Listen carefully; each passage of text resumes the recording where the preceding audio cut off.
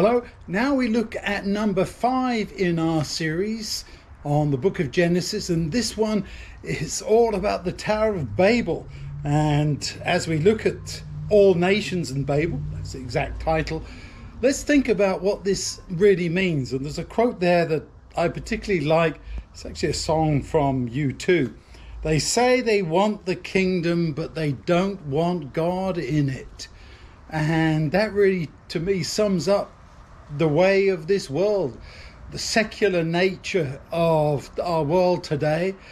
They don't want God in it, but they do want the kingdom. They want all the benefits of this world. They all want everything that we think is good, and they want to be free to do whatever they feel like, good or evil, whatever it might be, just like those people there in the time of the Tower of Babel. They say they want the kingdom, all of this, Babylon, the kingdom and everything else, but they don't want God in it. They want their own pagan gods, but they don't want the true God.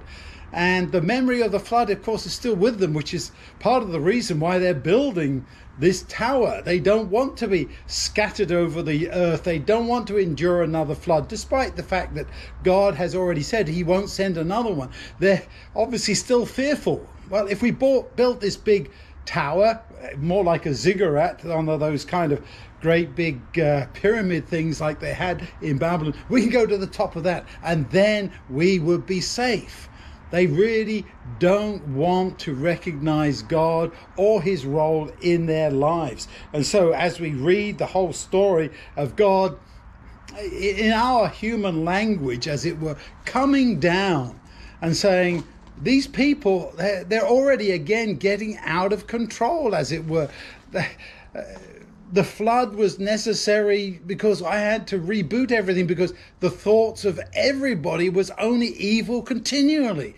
And we weren't going to get enough time to demonstrate all the problems that come as a result of rebellion against God.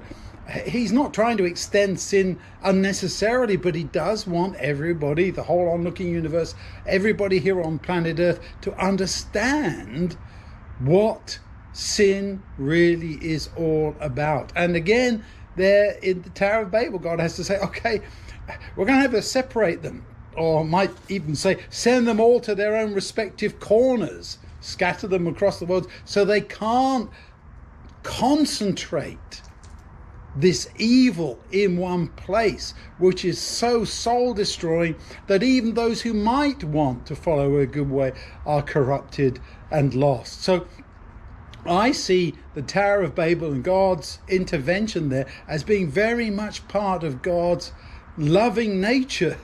It sounds strange that he's coming down and he's going to scatter people by giving them all these different languages so they can't communicate.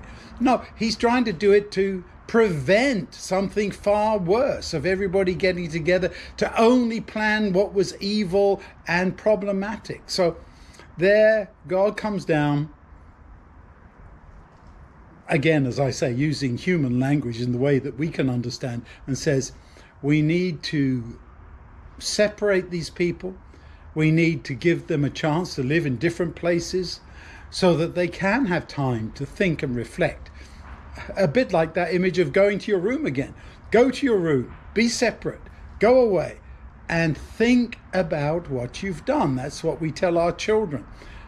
This is God telling his children, I want you to separate, I want you to go different ways, and I want you to reflect about what you're doing. Is this the right way to react to me? And the tragedy is that those people went their own way and they still didn't think. I think that's the lesson we get from All Nations and the Tower of Babel. Certainly a very significant and important time as we think about what God is trying to do to demonstrate all the issues in the great controversy. I pray that the good Lord will help you to understand more clearly and not see him as being vindictive or cruel, but trying to be a loving God who's trying to save all who will come to him.